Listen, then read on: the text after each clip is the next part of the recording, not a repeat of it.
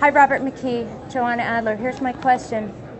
In terms of your description and explanation of how the protagonist grapples with each gap and the increasing risk and the next steps that he takes, in the lecture, the choices seem to be, for the most part, seem wholly to be intellectually driven. That is to say, in the book you use Chinatown and the inner monologue examples for how the protagonist re-strategizes each step.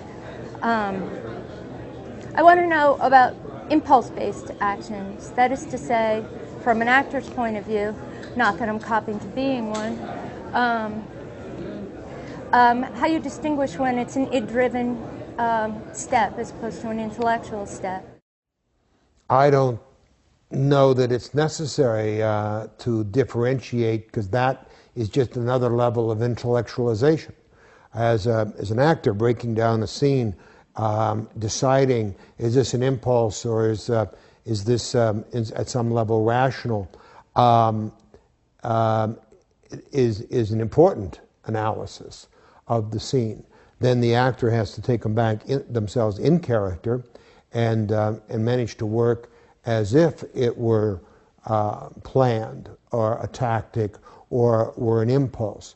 Often what happens in life, of course, is that we act impulsively and then we rationalize what we just did in whatever way. The degree to which something is impulsive or considered is an important distinction to make when you're writing. But it's a distinction that the writer makes. I don't want to give your question a subtext it doesn't actually have.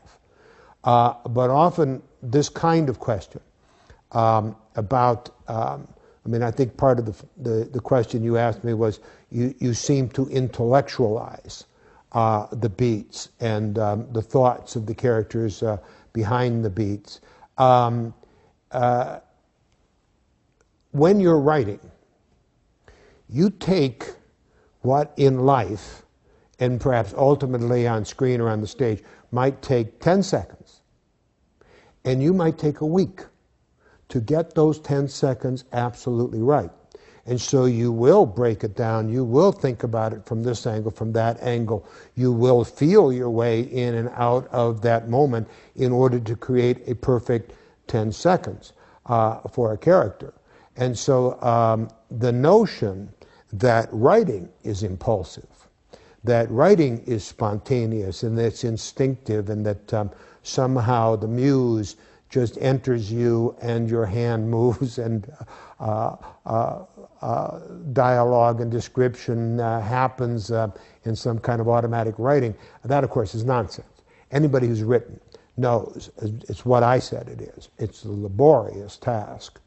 And ultimately, those 10 seconds that you create seem spontaneous, may seem impulsive, but they're created in a way that is both felt, because the writer has to constantly look at their own feelings and imagine the scene and ask themselves, does this feel right? Is the quality of the emotions, the quality of the energies right? You have to have a sense of rightness, but at the same time, you're asking yourself, is this a noun or an adjective? Is this phrase better put at the end of the sentence or at the beginning of the sentence? And so the amount of intellectualization or analysis and conscious study and the amount of instinct, feeling, and whatnot, these are things that you cannot measure and quantify. When I teach, I try to take the beats of a scene and put them in ultra slow motion, the way the writer would as they're working on the scene, in order to make clear to the young writer that they too must give enormous thought to moment by moment by moment, improvising, changing this, trying that, looking back at the work and considering it, does this work or does this not, then going back into the scene imaginatively. And how much is instinctive, how much is considered, how much is feeling, how much is thought.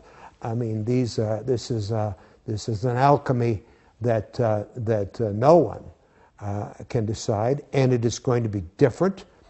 The combination of these things, emotionally or intellectually, is going to be a different ratio from writer to writer to writer.